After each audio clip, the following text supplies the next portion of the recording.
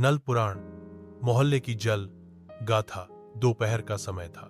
सूरज देव अपनी पूरी तपिश दिखा रहे थे और मोहल्ले की चौकड़ी 40 पार की अनुभवी महिलाएं नीम के पेड़ के नीचे अपनी रोजमर्रा की जनसुनवाई के लिए इकट्ठा हो चुकी थी। विषय था जल संकट और उससे जुड़े उनके निजी अनुभव। हंसी, मजाक और थोड़े से व्यंग्य के साथ उन्होंने अपने नल पुराण का पाठ शुरू किया। पहली महिला एक गहरी आह भरते हुए, हे भगवान, हमारे नल में तो समझो अकाल पड़ा है। 15 दिन तक पानी का दर्शन नहीं होता। अब तो ऐसा लगता है नल नहीं, ये नल दर्शन है जो कभी कभी ही नसीब होता है। दूसरी महिला अपनी साड़ी का पल्लू ठीक करते हुए, आपकी तो फिर भी ठीक है जीजी, हमारे यहाँ 4-5 दिन बाद तो आता है, लेकिन उसकी टाइमिंग का तो पूछो ही मत। कभी तो ऐसा होता है कि हम बर्तन रखने से पहले ही चुपके से पानी बंद हो जाता है, जैसे कोई शरारती बच्चा हो आया और भागा।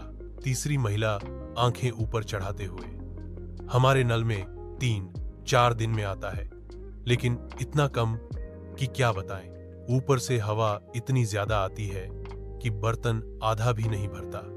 लगता है नल पानी कम और री-एयर ज्यादा देता है। चौथी महिला, जो थोड़ी स्मार्ट लगती थी, अरे आप सब टेंशन क्यों लेती हो, हमारे यहाँ तो 15 दिन में एक बार ही पानी आता है, लेकिन जब आता है तो राजयोग जैसा आता है। मैं तो सारे बर्तन भर लेती हूँ, बाल्टी, भगोना, पतीला, यहाँ तक कि पतिदेव की खाली बियर की बोतलें भी, ताकि बार बार इंतजार न करना पड़े।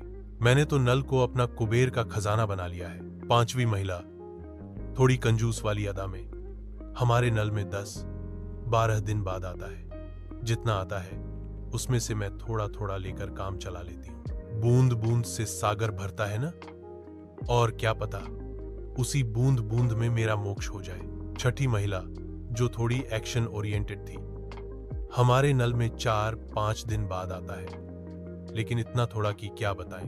ऊपर से नल को जोर जोर से हिलाना पड़ता है, जैसे कसरत करवा रहे हों, तब जाकर पानी की दया आती है। मुझे लगता है नल को योग मुद्रा में लाना पड़ता है। सातवीं महिला सबको चौंकाते हुए, अरे आप सबकी तो फिर भी किस्मत अच्छी है, हमारे यहाँ तो चाहे जितने दिन नल के नीचे बर्तन रखो पानी आता ही नहीं, लेकिन जब मैं नल को मुंह में लेकर खींचती हूँ तो थोड़ा बहुत आ जाता है। लगता है नल को प्यार से बुलाना पड़ता है, तब कहीं जाकर वो सुनता है। यह सुनकर बाकी महिलाएं एक पल को सन्न रह गईं, फिर ओर से हंस पड़ी। आठवीं महिला, जो प्रैक्टिकल थी, आप सबकी बातें सुनकर तो मुझे हंसी भी आ रही है और रोना भी। हमारे नल का तो कोई टाइम ही नहीं है, कभी आता है कभी नहीं। अब मैं भी इंतजार नहीं करती, पड़ोस के नल से भर लेती हूँ। बिना पानी के कोई भी कैसे रह सकता है? क्या हमें जल देवता ने श्राप दिया है कि हम नल की तपस्या करते रहें? और इस तरह नीम के पेड़ के नीचे महिलाओं की जल गाथा जारी रही। हर एक की कहानी अपने आप में अनोखी थी, लेकिन एक बात साफ थी, पानी की समस्या ने उन्हें एक दूसरे से और भी ज्यादा जोड़ दिया था, चाहे वो शिकायतें हों या फिर हंसने के बहाने। आपको यह कॉमेडी कहानी कैसी लगी? क्या आप ऐसी कोई और कहानी सुनना चाहेंगे?